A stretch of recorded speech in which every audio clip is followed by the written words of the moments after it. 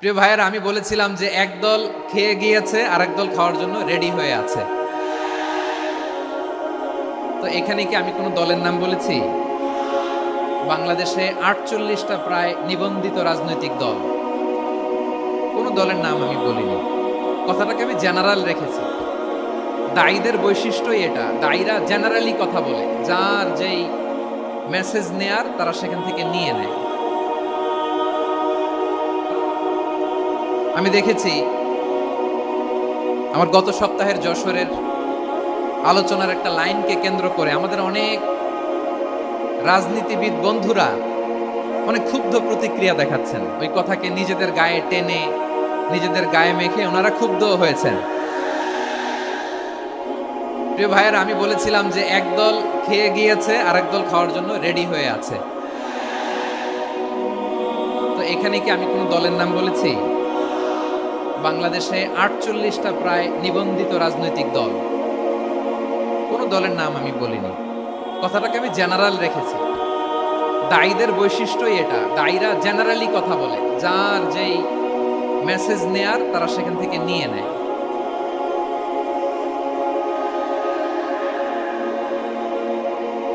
তো কোনো দল এটা নিয়ে কোনো কথা বলল না। আপনারা এটাকে নিজের গায়ে যে মাখালেন, এটা ঠিক হয়নি। আমি বলবো যে এটা খুবই অনভিপ্রেত হয়েছে। কোনো দলকে টার্গেট করে বা কোনো দলের পক্ষে আমরা কখনো কথা বলি না। আমরা কোরআনের পক্ষে কথা বলি, ইসলামের পক্ষে কথা বলি, ঠিক কিনা বলেন?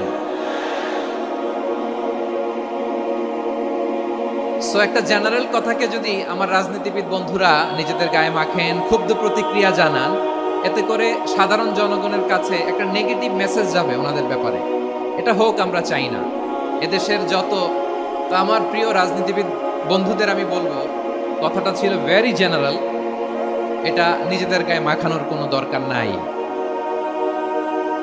আমরা এই যে এক্সিস্টিং যে রাজনৈতিক চর্চা, এটা থেকে আমরা বেরিয়ে আসতে চাই। আমরা চাই না এদেশে চাঁদাবাজি, দখলবাজি থাক, ঠিক কিনা বলেন? এদেশে কোনো দুর্নীতি থাক, টেন্ডারবাজি থাক, এগুলো আমরা চাই। আই হেট পলিটিক্স একটা জেনারেশন আছে, এই বেশিরভাগ জেনজি অফ সিলেট, এরা আই হেট পলিটিক্স জেনারেশন। এরা পলিটিক্সকে পছন্দ করে না। তো কেন করে না, এর দায়ভার আমাদের আছে না নাই? আছে।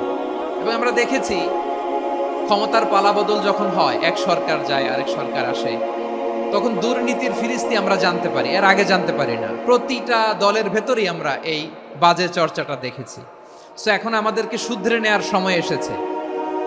এটা এই সুন্দর সময়, নতুন প্রভাতের বাংলাদেশ, নতুন ভোরের বাংলাদেশ, এই সময় আমরা কাদা ছোড়াছুড়ি যেন না করি।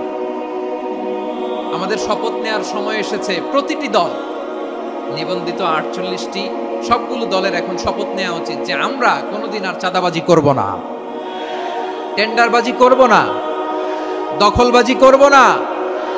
আমরা সবসময় দেশের পক্ষে থাকব, সবসময় দেশের পক্ষে থাকব। সেই কথাগুলো ছিল ভেরি জেনারেল। যে কথাগুলো আমরা জেনারেলি বলি, এগুলো জেনারেলি আপনারা নেবেন। আমার রাজনীতিবিদ বন্ধুদের কাছে এটাই আমার কামনা।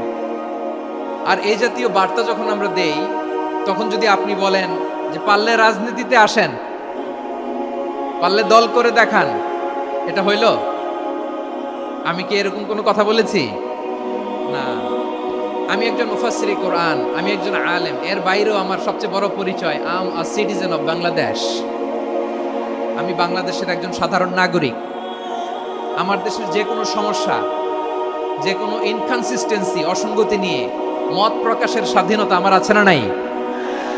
আপনারাই তো বাক স্বাধীনতার কথা বলেন, ফ্রিডম অফ স্পিচের কথা বলেন, বাক স্বাধীনতার কথা বলেন। আপনারাই যদি আবার কোনো মন্তব্যের কারণে বলেন যে রাজনীতির মাঠে আসেন, দল করেন, দেখি কতটুকু পারেন, এটা ঠিক হবে না। তাই প্রিয় ভাইয়ের, আসুন আমরা দল মত নির্বিশেষে কাঁধে কাঁধ মিলিয়ে সোনার বাংলাদেশ গড়ি, দুর্নীতি মুক্ত বাংলাদেশ গড়ি, যে বাংলাদেশের জন্য রক্ত দিয়েছে আবু সাইদ, যে নতুন ভোরের বাংলাদেশের জন্য রক্ত দিয়েছে মুগ্ধরা, যে নতুন বাংলাদেশের জন্য রক্ত ঝরিয়েছে ২৪-এর যে গণ অভ্যুত্থানের প্রত্যেকটি শহীদের আওয়াজ করে বলেন ঠিক কিনা? আল্লাহ তাআলা আমার দেশকে তুমি নিরাপদ করো, শান্তিময় করো। আমরা যেন স্বাধীন সার্বভৌম বাংলাদেশে মাথা উঁচু করে বিশ্ব দরবারে দাঁড়াতে পারি। আল্লাহ তুমি তৌফিক দান করো। আওয়াজ করে সবাই পড়ি আমিন। প্রিয় ভাইরা,